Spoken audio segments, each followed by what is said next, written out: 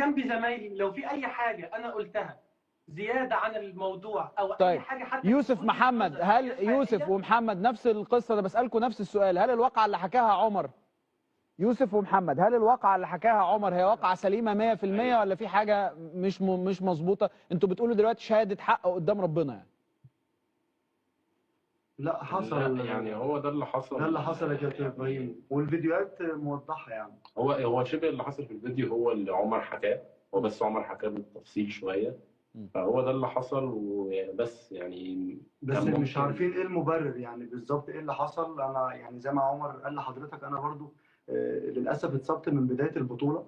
جالي يعني شد في الرقبه جامد يعني، حتى الدكتور قال لي انت تريح 7 ايام، وقدرت ان انا اجي على نفسي والعب ايفنت الفردي وايفنت الدبل وايفنت الميكس. بس هو للاسف احنا مش معانا دكتور، وعندنا يعني زي جروب كده عاملينه على الواتساب، اعتقد كل الناس فيه يعني. كابتن اشرف حلمي فيه، وكابتن اشرف فتح رئيس البعثه، وكابتن عادل، وكابتن مجدي، دول المدربين كانوا بيشوفوا الكلام. فانا بلغوني ان عمر احتمال ما يلعبش عشان برضه اتصاب، فانا بلغتهم قلت لهم انا مصاب من بدايه البطوله وباخد حقن مسكنه. يعني ايه يا جماعه ما عندكوش يعني ايه يا جماعه ما عندكوش يعني ايه يا جماعه ما عندكوش طبيب وما عندكوش دكتور لياقه وما عندكوش يعني ايه يا جماعه؟ هي دي الحقيقه اللي عمر قالها لحضرتك يا كابتن ابراهيم، ما هي دي للاسف دي الحقيقه.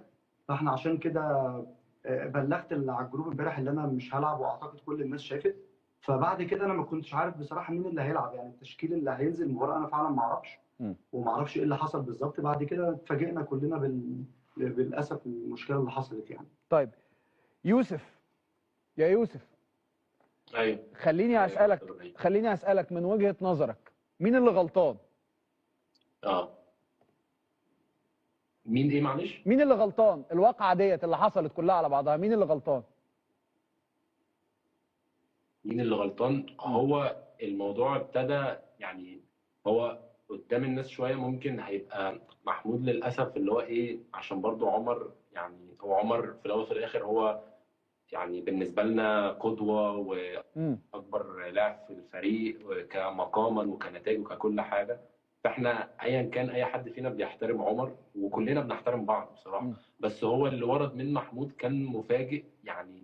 انا ما توقعتش، حتى انا كنت ابتديت اللي هو باخده وابتديت احوشه، لان محمود ابتدى ينفعل جامد، وانا ما كنتش عارف ايه سبب المبرر بالظبط، لان انا كنت برضو بسخن وكده. بعد كده انا فجاه لقيت محمود متضايق، بس انا سبب ان محمود متضايق ايه انا برضو مش متاكد، مش عارف. طيب سؤالي الاخير لعمر عصر. عمر، هتخضع للتحقيقات زي ما قال رئيس الاتحاد؟ هتخضع للتحقيقات انت ومحمود ولا ايه رد فعلك؟